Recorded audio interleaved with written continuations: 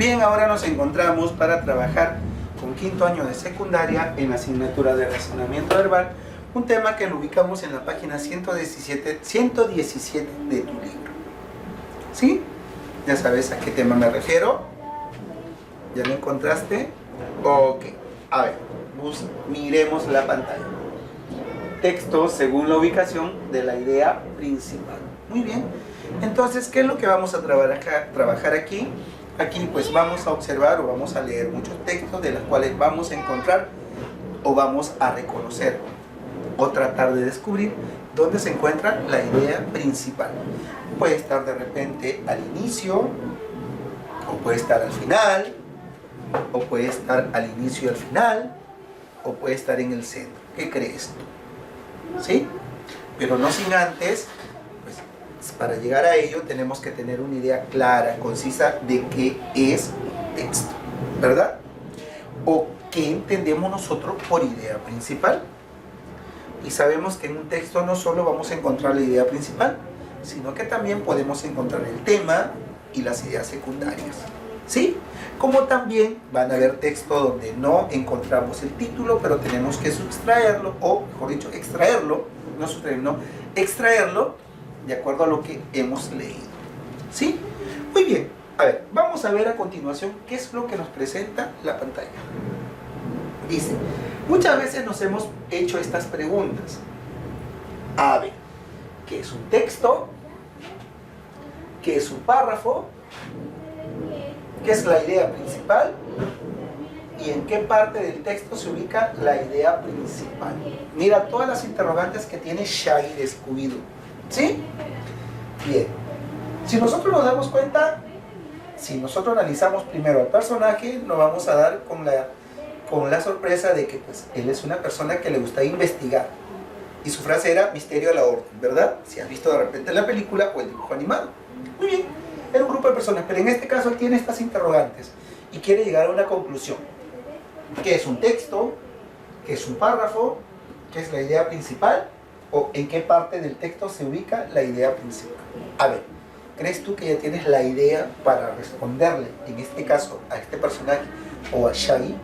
¿Sí? Si nosotros recordamos un poco cuando hablamos de texto, decimos que es un conjunto de palabras que tienen sentido completo, que va a expresar o su contenido es, o su objetivo es darnos a conocer o informarnos sobre un punto, sobre un tema específico, ¿verdad? Que va a contener la idea principal, etcétera y etcétera. ¿Sí? Muy bien. Pero para ello entonces vamos a empezar nosotros a definir y a desarrollar el tema del día de hoy. ¿Cuál era? Texto según la ubicación de la idea principal. Empezamos entonces. A ver, dice, ¿qué es un párrafo? Un párrafo es una unidad de discurso en textos escritos que expresan una idea o un argumento. Está integrado por un conjunto de oraciones que se encuentran relacionadas entre sí por el tema que trata y por su organización lógica y significativa. Es decir, entonces, más que un texto, sabemos que está complementado o está, se puede decir, contiene diversos párrafos y que en cada párrafo podemos nosotros ubicar una idea principal o un contenido importante. ¿Sí? Muy bien, seguimos. A ver. Estructura de un párrafo. Los párrafos se estructuran de forma diferencial, de acuerdo con los diferentes tipos de escritura. En los textos no ficticios, los párrafos generalmente abarcan de 5 a 8 oraciones. En este tipo de escritos, la estructura del párrafo soporta la argumentación. Cada párrafo comienza con lo más general y termina con lo más específico para hacer ver de esa forma un argumento o ejemplificar un punto de vista. A su vez, cada párrafo se fundamentará en el anterior. ¿Es verdad? Dentro de un párrafo nosotros vamos a encontrar, como les dije, una idea principal. Y los demás párrafos pueden contener las famosas ideas secundarias. ¿Qué son las ideas secundarias? Ya sabemos, son el complemento de lo más importante que rodea o que encierra el texto. Si no existiera una idea principal, entonces las ideas secundarias quedarían sueltas y no tendrían sentido. ¿Sí? Muy bien, continuamos entonces. Los párrafos que redactes dentro de un texto deben ser, en la medida de lo posible, de una extensión similar entre ellos. No es recomendable que un texto presente párrafos muy breves, que quiere decir que contenga solo una oración, o que sean demasiado largos, que quiere decir que abarquen, por ejemplo, toda una plana de escritura, excepto que necesidades comunicativas puntuales así lo recomienden. Es verdad.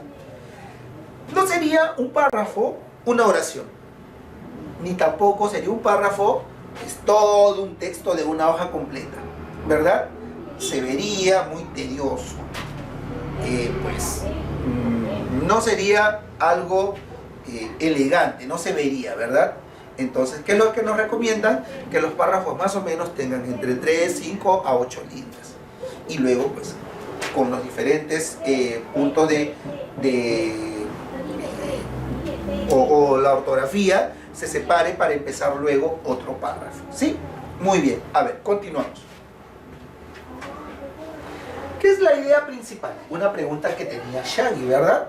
Se dice que es incuestionablemente la parte medular, es decir, toda la formación del texto, de todo el texto. Intenta resumir conceptualmente el texto desarrollado, es decir, en esta frasecita llamada idea principal se va a centrar todo el contenido importante de una lectura, o de un texto, o de una historia.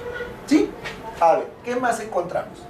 Dice, la idea principal es una idea general, es decir, no entran en mayores análisis, ni formula ejemplos u otras especificaciones. Continuamos. ¿Cómo distinguimos la idea principal de otras ideas? Recuerda, la idea principal se distingue de las otras ideas que conforman el texto, porque si la excluimos, las demás ideas quedarían desvinculadas, es decir, sin demasiado sentido o dirección. Cabe señalar que la idea principal se expresa en forma de oración. No lo olvides, por favor. Seguimos. Tipo de texto según la ubicación de la idea principal. ¿Qué textos encontramos? Ya no es argumentativo, ya no es descriptivo, narrativo. No, ahora los textos son analizantes. Es decir, donde se va a encontrar la idea principal. Sintetizante y analizante y encuadrados. Si nos damos cuenta, aquí, en cada uno de estos textos, la idea principal va a variar. Algunas pueden estar al principio, otras pueden estar en el centro, otras al final, u otra al principio al final. Ah, entonces, profesor, lo que usted nos contaba de una manera insegura al inicio de la clase era cierto, correcto. Los textos pueden tener la idea principal al inicio, al final, inicio al final o intermedio. Y vamos a ver qué tipo de textos son ellos. ¿Sí? Empezamos. Textos analizantes. Se dicen que son aquellos cuya idea principal se encuentran en la parte inicial, es decir, arriba, como lo puedes observar acá. Inicial. Aquí está la idea principal. Muy bien. Se encuentra en la parte inicial. Y luego la desarrollan a través de ejemplos, argumentos u otros comentarios. Idea secundaria, idea secundaria, idea secundaria, idea secundaria, idea secundaria, idea secundaria. Si nos damos cuenta entonces, la única línea negra que está aquí representa la idea principal, lo que se encuentra en la fórmula. Y el resto, que está con línea blanca, son las ideas secundarias. ¿Qué tipo de textos son estos? Los textos analizantes, que la idea principal está al inicio. Continuamos. Textos sintetizantes. Aquí la idea principal ya no está al inicio, sino se encuentra ¿dónde? A ver, al final, es decir, al fondo del texto. Es decir, dice, son aquellos que contienen la idea principal en la parte final, como lo puedes observar acá, muy bien. Es decir, son los textos que se inician exponiendo ideas particulares que luego son resumidas a manera de conclusión en la terminación del texto. Y lo encontramos aquí en la fórmula. Idea secundaria, y terminamos con la idea principal. ¿Sí? Muy bien. ¿Cómo se llamaban los que tenían la idea al inicio? Textos analizantes. Los que tienen la idea principal al final, textos sintetizantes. Bien, continuamos. A ver. Muy bien. Aquí, los textos sintetizantes y analizantes ya no tienen al principio ni al final. ¿Dónde lo tienen? En el centro. Y lo descubrimos. Dice, son aquellos que primero señalan un conjunto de ideas secundarias, las mismas que se resumen en una idea principal y que se encuentran en el centro, como lo puedes observar acá, del texto. A su vez se desarrollan sobre la base de otras ideas secundarias y su fórmula aparece aquí. Empiezan primero con idea secundaria, luego con la idea principal y terminan con las ideas secundarias. Secundarias, ideas principales, principal, ideas secundarias. ¿Sí? Ok, continuamos. Y tenemos ahora el texto encuadrado, o los textos encuadrados. Si nos damos cuenta, tiene la figura de un reloj de tiempo. Dice, son aquellos cuya idea principal se formula en la parte inicial del texto, que se desarrolla y que finaliza reiterando la idea inicial, planteadas a manera de conclusión. Entonces, los textos encuadrados tienen la idea principal al inicio y la idea principal al final. Es decir, la plantea de manera de conclusión, la reitera. ¿Y qué hay en el centro? Ideas secundarias. A ver, repasamos. ¿Cómo se llamaba el texto que tenía al inicio? La idea principal, analizante. Los que tienen al final, sintetizante. Los que tenían intermedio o en el centro la idea principal, sintetizante, analizante. Y los que tienen al principio y al final la idea principal, se llaman textos encuadrados. ¿Sí? Muy bien. Todo esto es lo que hemos desarrollado el día de hoy de una manera teórica, porque el tema que estamos trabajando es la ubicación de la idea principal según los textos. ¿Y qué es lo que vamos a hacer ahora? Vamos a desarrollar los ejercicios que se encuentran en tu libro en la página número 120. ¿Sí? Muy bien. En esta página número 120 vamos a desarrollar los ejercicios que están ahí. Ok. No vamos a desarrollar todos los textos porque es extenso. Ya tú con calma vas a desarrollar los que quedan para casa, en casa tranquilito, en tu hora de receso, en tu relajo, antes de dormir o en tu hora de descanso, ¿sí? Ok, a ver, empezamos. Dice, resolviendo en clase. Lee atentamente cada texto y responde las preguntas propuestas. Texto 1. Dice, descubierta en 1882 por el científico Robert Koch, que dio nombre al bacilo, la tuberculosis causa daños irreparables en los pulmones del ser humano y provoca cada año la muerte de 3 millones de personas en las áreas más deprimidas del mundo.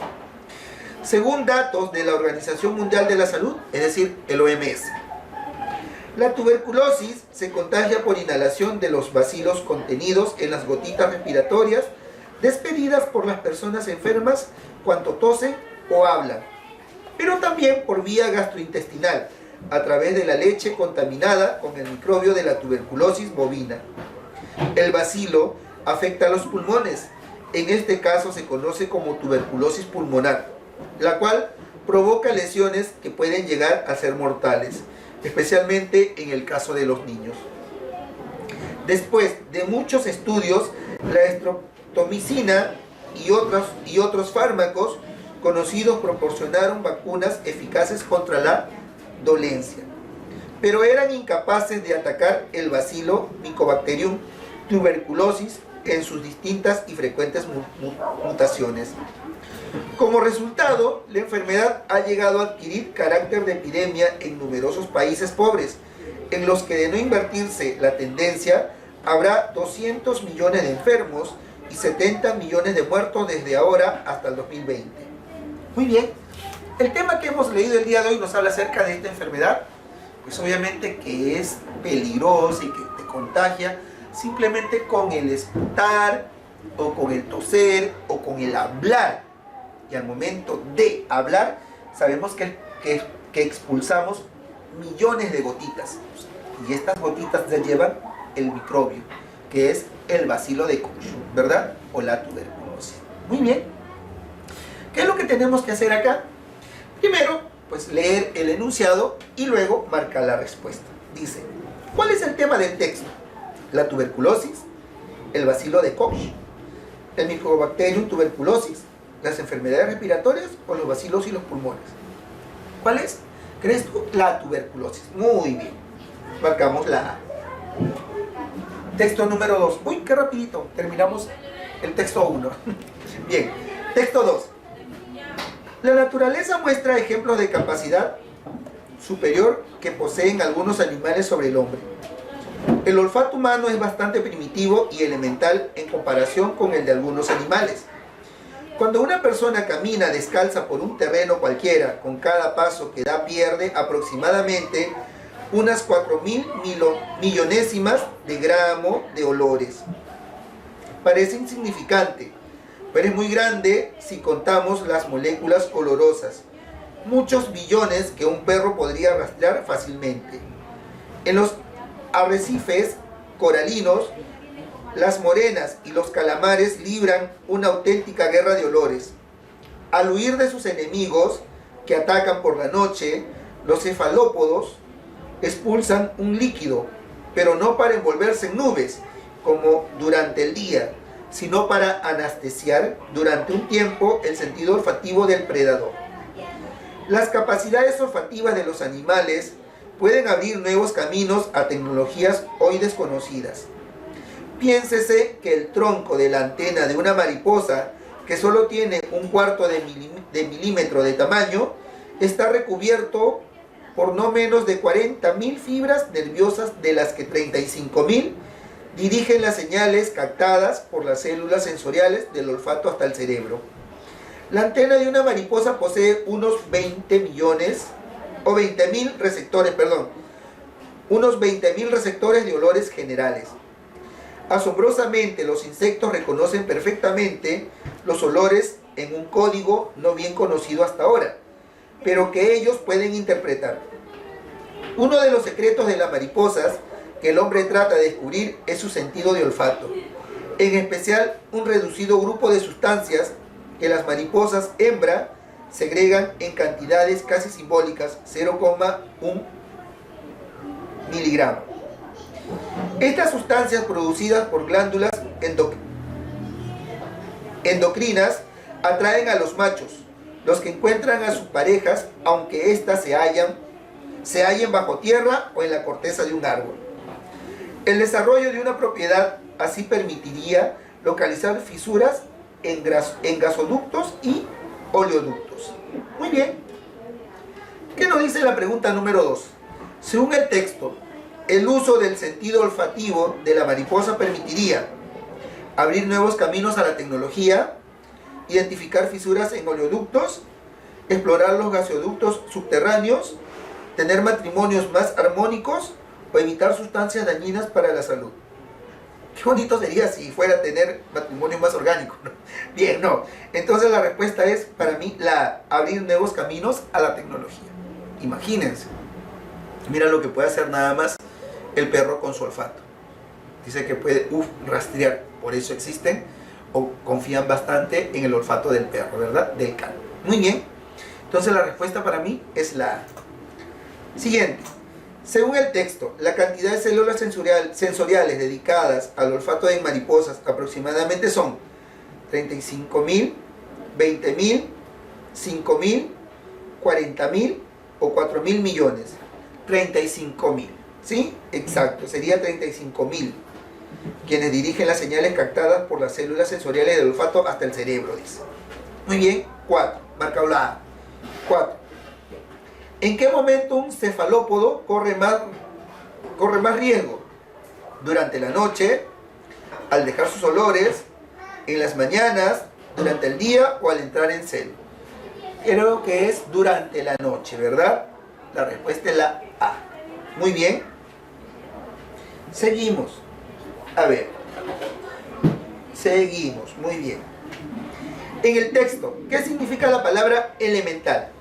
Principal, básico, trascendente, específico o complejo. Básico.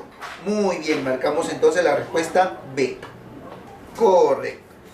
Ya terminamos el texto 2, ahora nos vamos al texto número 3. Dice: la Comisión de Prácticas Comerciales de la Cámara de Comercio Internacional, el CCI, desarrolló lo que se ha dado en llamar Incoterms, acrónimo procedente de la expresión inglesa International Commercial Terms. Se pretendía con ello que, con independencia de la nacionalidad de las partes o del lugar geográfico de su uso, los implicados pudiesen en todo momento saber cuáles eran los derechos y obligaciones de cada uno de ellos en un contrato de comercio determinado. Los Incoterms carecen de toda fuerza normativa o legal y obtienen reconocimientos de su cotidiano y constante uso a nivel mundial, por lo que para que sean de aplicación a un contrato determinado, este deberá especificarlo así. Los Incoterms contienen un total de 13 posiciones o tipos de cláusulas diferentes, que pueden luego, mediante el uso de determinadas adiciones, modificarse parcialmente. Además, a lo largo de su existencia, han sufrido sucesivos cambios o modificaciones para adaptarlos a los cambios en los usos comerciales, técnicas, avances tecnológicos, etc. La última edición corresponde al 2010 y se halla todavía en vigor. A ver, ¿cuál sería el tema central abordado en este texto? A. La Cámara de Comercio Internacional como un regulador del comercio local. B. La aplicación de los Incoterms a la práctica del comercio internacional. Los 13 Incoterms y sus cláusulas legales son normas estables para el comercio exterior. D. La carencia legal de los Incoterms y su aplicación en los términos del contrato de compra y venta, o ninguna de las anteriores. Yo he marcado en este caso, y creo que es la A, la Cámara de Comercio Internacional como el regulador del comercio local. Bien, seguimos. Nos vamos ahora el texto número 4. El texto número 4. ¿Qué nos dice el texto número 4? A ver. ¿Sí? Tú marcas la 8, lees la 9 y la 10. En la 10 nos dice: en el texto el término implicado significa acusados. ¿Sí? Es la D. ¿Ya? Muy bien.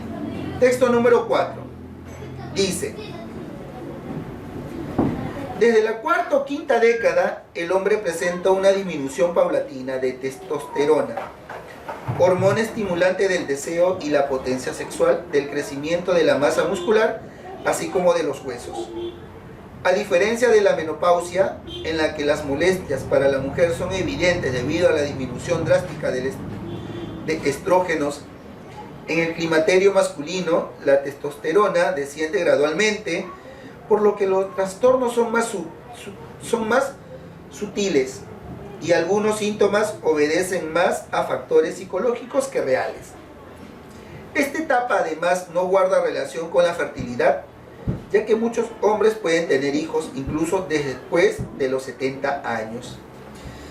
Según el estudio del envejecimiento del varón, entre los 40 y 70 años, el cambio más significativo que se presenta es una impotencia moderada, es decir, cuando la mitad de las veces hay problemas para tener una erección. Los casos de impotencia total se triplican al 5% a los 40 años y al 15% a los 70 años. El hombre en nuestra sociedad no está preparado anímicamente para sobrellevar los cambios que se presentan con la edad. La disminución de la libido y la impotencia sexual le llevan a un cuestionamiento de su virilidad, lo cual con bastante frecuencia desencadena problemas psicológicos como depresión, irritabilidad o pérdida de la sensación de bienestar. En estos casos es importante tener en cuenta que los problemas de impotencia no se deben únicamente a la disminución de la hormona masculina en el organismo, sino que obedecen también a factores que impiden el funcionamiento óptimo del sistema circulatorio.